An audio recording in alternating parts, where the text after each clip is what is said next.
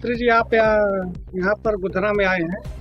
हमारे अशफाक भाई जो है जिला प्रवक्ता हैं आपके पार्टी से, तो आप इसमें क्या आयोजन था, किस प्रकार से इसमें आप?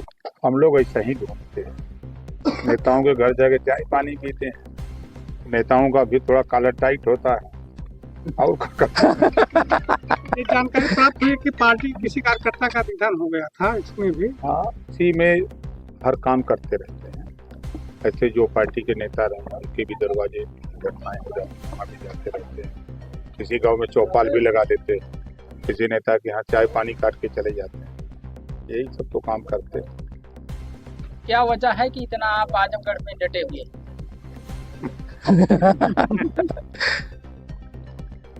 आप खुद समझ सकते हैं, समझदार हैं। हम आजमगढ़ ही नहीं, अभी आज हम आपको आजमगढ़ दिख रहे हैं, कल बिहार दिखेंगे, फिर कल रात को हम लखनऊ दिखेंगे, परसों लखनऊ विभागीय समीक्षा करेंगे, फिर हम रात को आएंगे आपके फिर जो आजमगढ़ फिर आजमगढ़ से जाएंगे बनारस, बनारस से फिर हम आएंगे जो है बलिया, बलिया से फिर हम मऊ कार्यक्रम करेंगे, फिर आएंगे आजमगढ़। मंत्री जी आपके सरकार में जो है पत्रकार के ऊपर आए दिन हमले होते हैं, लेकिन सरकार पत्रकार के लिए कोई कानून नहीं लागू कर रही है, तो हम आपसे मांग करते हैं कि आप इसमें क्या राय है? कि हम लोग हमारे राजकुमार गुप्ता जी हैं, जब हम लोग बैठ के आप लोगों के साथ साथ सबके विषय में जब हम लोगों ने पार्टी की नीति सिद्धांत बनाई, उसी समय हम लोगों ने पत्रकार आयोग के गठन किया।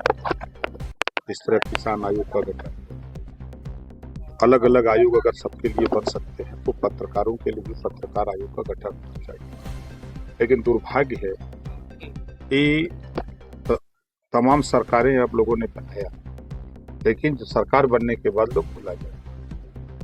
अब आप कहेंगे कि आप भी तो सरकार में हैं, हम सहयोगी दल हैं, सरकार के एक अंग हैं, हम अपनी बात कहते रहते हैं।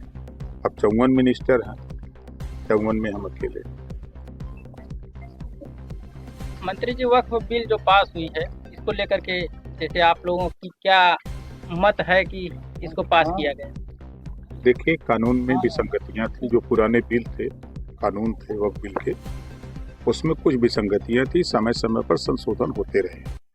पहली विसंगति ये थी कि किसी की भी प्रॉपर्टी को वक्फ बोर्ड के मेंबर जाते थे, वो कह देते थे कि ये वक्फ बोर्ड की संपत्ति है, और वो चले जाते थे फिर वक्फ ट्रिब्यूनल कोर्ट में, और वक्फ ट्रिब्यूनल कोर्ट अंतिम फैसला होता था, जो वो फैसला हो गया वही मान लिया जाता था।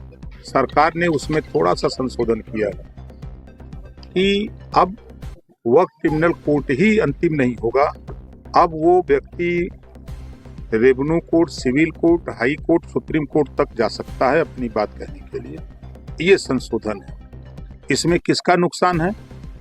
दूसरा संशोधन है, आधी आबादी महिलाओं की है। पुराने बिल में महिलाओं की कमेटी में रखने का प्राविधान नहीं है, नए बिल में उसमें 2 महिलाओं को उस कमेटी में रखने का प्राविधान है। अल्पसंख्यक में सिख है, ईसाई है, जैन है, फारसी है, तो उनकी भी 2 मेंबर उस कमेटी में रखने का प्राविधान है। इस नाते बनाया गया है कि मुसलमानों के दुश्मन मुसलमान खुद हैं।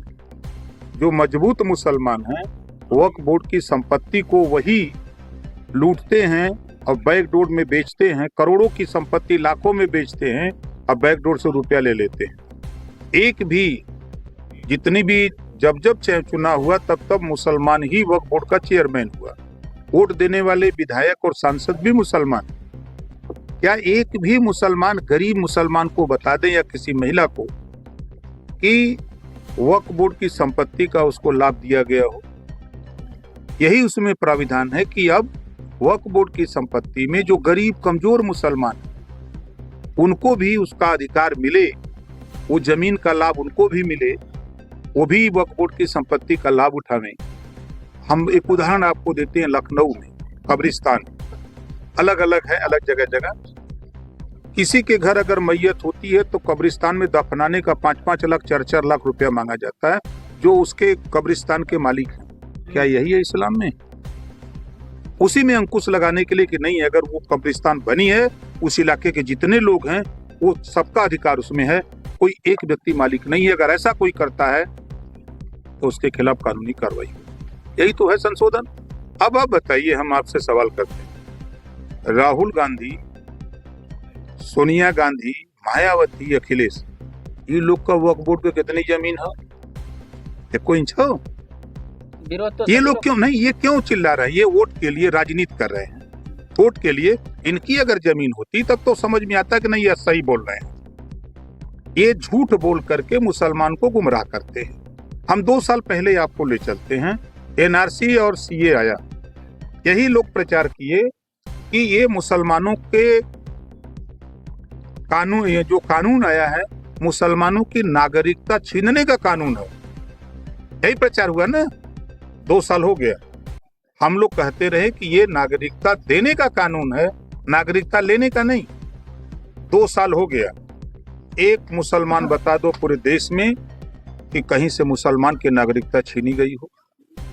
इसमें प्राविधान ये है कि जो भारत में लोग हैं वो अपना नागरिकता खुद हासिल कर लें। अब बाहर से जो लोग आएंगे उनको हम नागरिकता नहीं देंगे। कौन सी बुरी बात थी? उसी तरह वक्फ बिल में जो ये माहौल ये बना रहे थे, इनकी हवा खुद निकल गई। अब इनकी पोल खुल गई। सपा की गवर्नमेंट में जो सैकड़ों करोड़ रुपए की वक्फ बोर्ड की संपत्ति, उसको औने पौने दाम में बेच करके पैसे ले लिए गए और किसी को दे दिया गया और उसका किराया